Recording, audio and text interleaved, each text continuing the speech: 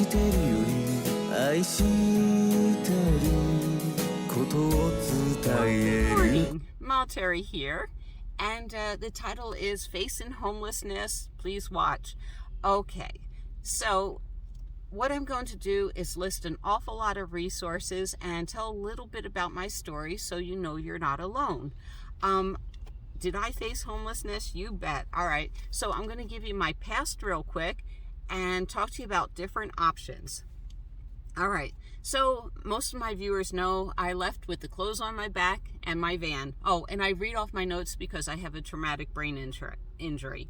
Okay, so I had no money, no income, and I couldn't even work my trade. My trade was basically I would go around to art associations, and there was a lot of advertisement. Terry's coming, I'm teaching color theory, which was in the newspapers and online. I couldn't do that because I was put in what's called the Safe at Home program, and basically it's the witless protection program. So I had definitely no income. How broke was I? Okay, so one of the days I ran away from a shelter and my girlfriend took me to the food pantry. And in the line, I turned to my girlfriend, Sue, and I said, Sue, there's nothing but homeless people here.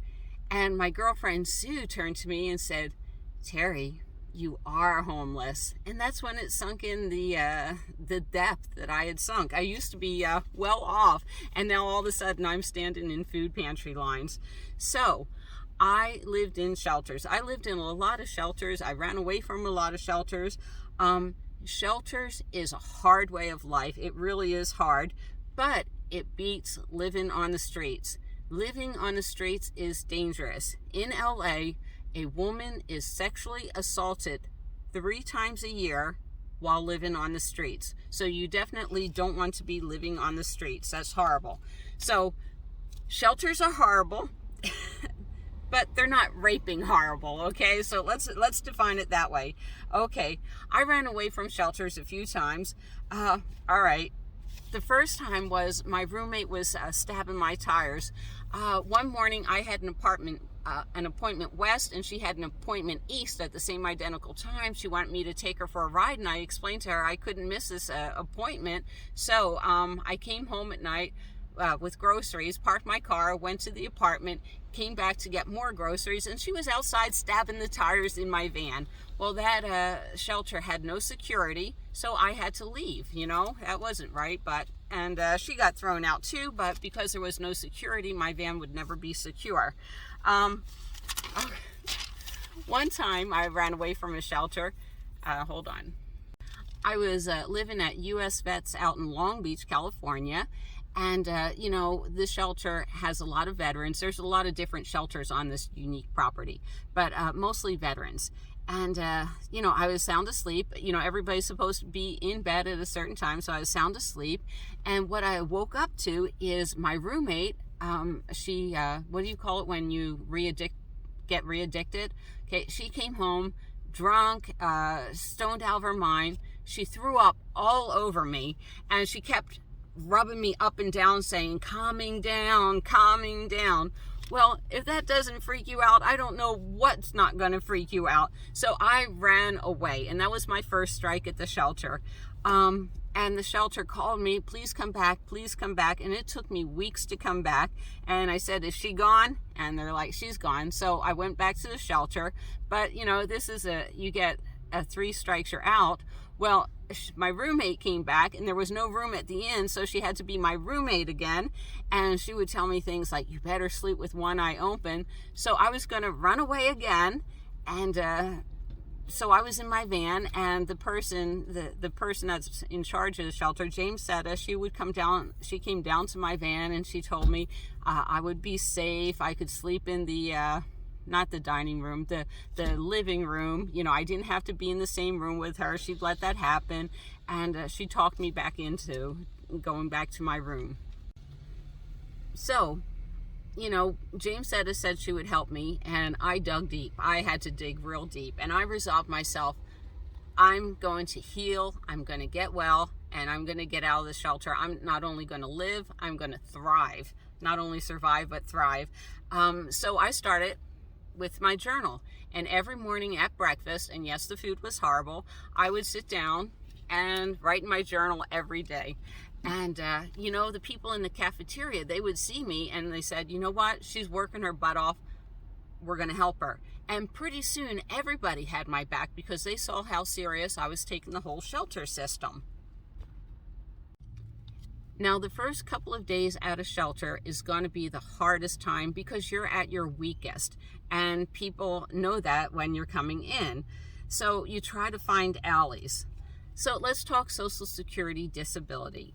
Now, at my shelter, they helped me. And so that was a good thing. Normally, it takes a year to get disability. And what they do is they back pay you. So if you have 12 months of back pay, it's $960. That's like $11,000. They took one look at me, discovered I was knuckin' futs, and I had disability in 3 months. So I got about $2,800, and I had a friend that was a mechanic and said, spruce her up, I'm going to live in my vehicle. So, you know, new tires, a couple of new hoses and everything, and I was on my way. Section 8 housing. A lot of people, they're fighting drug addiction, alcoholism, and, you know, they go through the treatment program that I went through. My program was 2 years.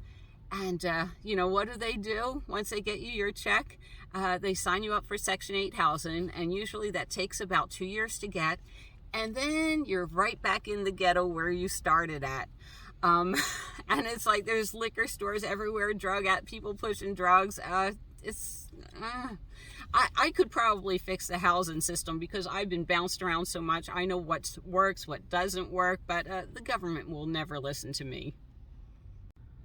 So the choices is either Plan A, live in Section 8 housing, which I did for a while, or Plan B, van life. And I like van life, and I'm going to give you all the resources that you need for van life. Okay, hold on. Sorry. So in California, disability is about $750 a month, and California bumps it up to about $1,000 a month. That's what it was 8 years ago. I'm sure they give you a little bit more now. And you're thinking, how can I live on $1,000 a month? Well, I have a girlfriend that lives in a van. She's recently found herself living in her vehicle, and what she had to do was make a choice.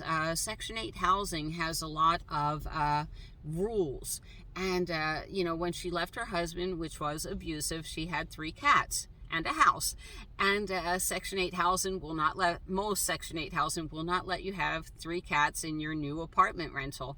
So she had to choose, do I live in a van, and she didn't even have a van at the time, or do I live in Section 8 housing and give up my cats? Well, she got disability, and you know, they back paid her a couple of checks. She got about $4,000 back pay, and she went and she found a 92 bubble top Chevy van like the one I started out in. I think she found it for $1,500 and did what I did, had the mechanic go through it with her extra money and make the van livable. And now she lives up in the mountains with her and her 3 cats, and she's quite happy. She's quite content. She likes being out in the middle of nowhere. But I can show you how to live in your car for about $1,000 a month. It can be done. It can. In fact, I get more than $1,000 a month, but very rarely do I spend $1,000 a month. So I most of the times I'm spending $750, $800 a month. I don't have anything that I really want anymore, but I'm going to get to resources now.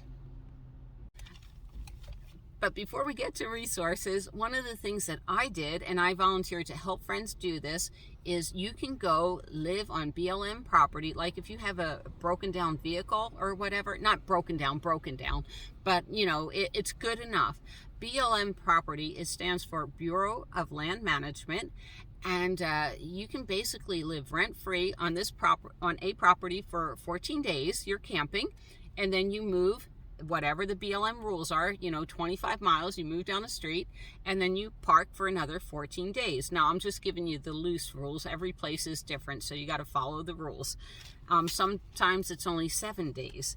But, you know, like I said, I volunteered with my friend to sit on BLM property. You know, I take her to food pantries because I have a good vehicle. I had a good vehicle at the time. And basically, she could save a bunch of money. And, you know, after 4 or 5 months, you know, have a little down payment for a nicer vehicle. Because for me, van safety is very important. And I like my nicer vehicles. So if you choose to decide to be a vehicle dweller, welcome. But there are resources available. You may not know this. And the first one is my favorite. It's called the Home on Wheels Alliance. And just Google it. It's HOWA, Home on Wheels Alliance. And basically what they provide is a safe and secure home on wheels. So if you need money, if you need help on building out anything, they will provide it.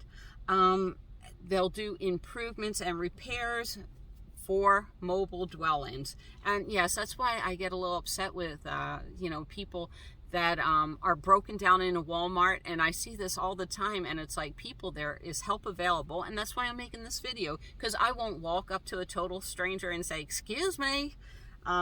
But Home on Wheels also provides a transition allowance, and they an opportunity to connect with us and to give back. So that's one of my favorite ones. All right, next, usually in every January, Bob over at Cheap RV Living, we'll get more into that. I love Bob. He has, it's called the Rubber Tramp Rendezvous, or the RTR. So it is an intensive 2-week class on everything that you need to know about living in a vehicle. So if you're in the planning stages, he's done it every year for 10 years, except for last year because of COVID. And even then he did it virtually, I believe. But demos. People are willing to open up their vehicles and show you the creative ways that they live. You can live in a Prius on $1,000 a month right now. I guarantee that, because I was living in a Prius up until about 7 or 8 months ago. But you know, he teaches you everything: how to find a job, how to meet others in your community, gold panning. We do crafts. We go for long walks in the morning. You really get to connect, and it's wonderful. Also, survival skills, applying for disability, how to do solar. They put together caravans, so if you don't want to travel by yourself, you can camp with others. So it's great for 2 weeks. It shows you everything about vehicle dwelling, and it's wonderful. Now, the WRTR is the Woman's Rubber Tramp Rendezvous, and it's normally just about 3 days before that, and it deals with all sorts of woman things, and it's ran by a wonderful lady, Sue Ann Online. So, and as soon as I know what's happening, I'll let all my viewers know what's happening. All right, so then there's another group. It's called, on YouTube, Enigmatic Nomadic. And what Jamie does is he does a few things. He right now he's not doing one, but he helps people with van builds, and I volunteer my time doing the van builds. But I work in the kitchen. I'm like, hey, who wants tacos? Come on, get your tacos. I feed everybody. I love doing that stuff. That's a lot of fun. But not only does he help with van builds, and for a van build, he doesn't do charity. You buy what you need. So if you need solar on your roof, come with the parts and everything, and they'll put solar on your roof. If you need a woodworking done, cabinetry, whatever you need done, they will help you do it. And then Jamie also does a wonderful thing, which I really enjoyed doing, and it's a great way to connect with your community. It's called Desert Cleanup. And basically, you know, we all pool our money together. We get huge dumpsters. I mean, I'm talking huge dumpsters, and we go out and clean up the desert. There are people that'll go out there and throw out an old sofa, a boat, you know, there's gun bullets everywhere, you know, so I go with a little metal detector. I don't pick up glass. That would be dangerous, but so that's another wonderful resources. All right, so let's get to good YouTubers. All right, my favorite, of course, is Bob over at Cheap RV Living. Now, I could not speak more highly of Bob. I love what he's done. I love what he's done for the community, and I hope to give back in such a way. You know, Bob is a wonderful example. Okay, so Cheap RV Living is all about vehicle dwelling. So if you've never lived in your car, you don't know how to live in your car, he's an excellent resource for it. The second one, I love Creativity RV. Robin lives in an RV. She is great at helping you find work. She's a digital nomad, and I believe her and her boyfriend or husband now are living together in a big RV. So she likes living in an RV. I don't think she ever car camped or van camped, but she's great at being a digital nomad. Now, both of them like being parked in the middle of nowhere. Drives Mile Terry nuts. I mean, sometimes I like being, you know, I did one on Brian's Head. That was nice. All right. So my other favorite YouTube channel is this shy woman over at Postcards from Terry. Hint, hint, that's me. But it's my favorite YouTube channel. I like doing what's called stealth city camping.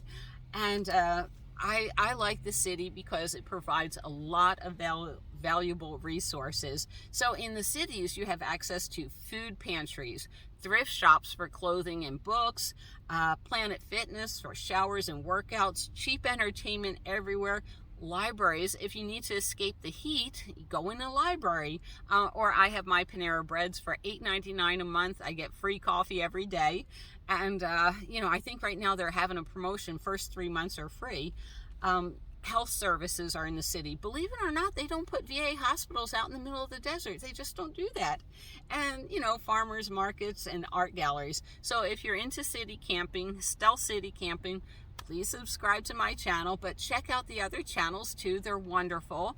And, I wish you the best of luck. All right, goodbye from Mile Terry, and hold on.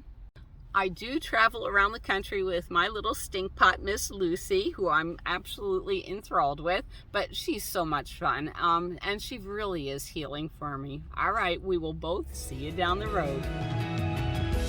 愛してるより愛してることを伝える